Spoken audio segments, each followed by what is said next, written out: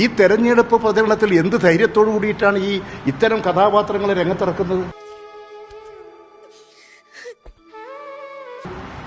നിങ്ങൾ ഈ നാട് ലജ്ജിച്ചു പോകില്ലേ? കേരളം ഈ സംസ്കാരത്തിന്റെ നാടാണ്.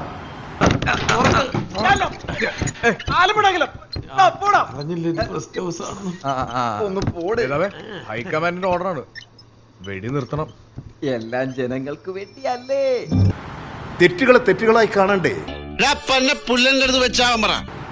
രാഷ്ട്രീയ നേതൃത്വത്തിന് പെശക് പറ്റിയാൽ, ഇത്തരത്തിൽ സംഭവിച്ചാൽ ഈ സമൂഹത്തിന്റെ മുമ്പിൽ ഉണ്ടാക്കുന്ന രാഷ്ട്രീയത്തിന്റെ മൂല്യച്യുതി എത്ര വലുതാണ്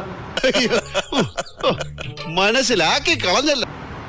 ഇവിടുത്തെ പ്രശ്നം, ഇപ്പോൾ ഉയർന്നു വന്നിട്ടുള്ള പ്രശ്നങ്ങൾ ഒരിക്കലും നിങ്ങൾ മറ്റു കാര്യങ്ങൾ ഉന്നയിച്ച് കുറ്റവാളികളെ രക്ഷപ്പെടുത്താൻ വേണ്ടിയിട്ടുള്ള വാദഗതികളാകരുത്.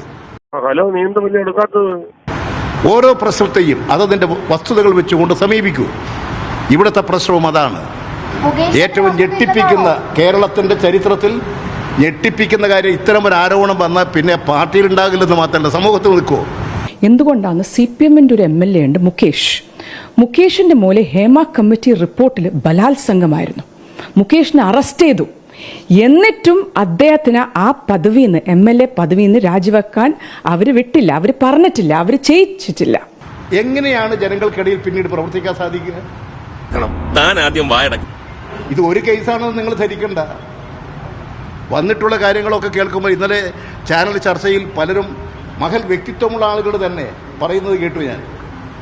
ആകെ ഈ കേരളത്തിൻ്റെ സാംസ്കാരിക കേരളത്തിന് അപമാനകരമായിട്ടുള്ള വാർത്തകളാണ് അതിലൂടെ വന്നുകൊണ്ടിരിക്കുന്നത്. ഇതാണോ കേരളം? ഇനി കമ്മ്യൂണിസം പഠിപ്പിക്കാൻ ആരെ അങ്ങോട്ട് വിടണം? അരിവാൾ ചുറ്റിക നക്ഷത്രം എണ്ണും.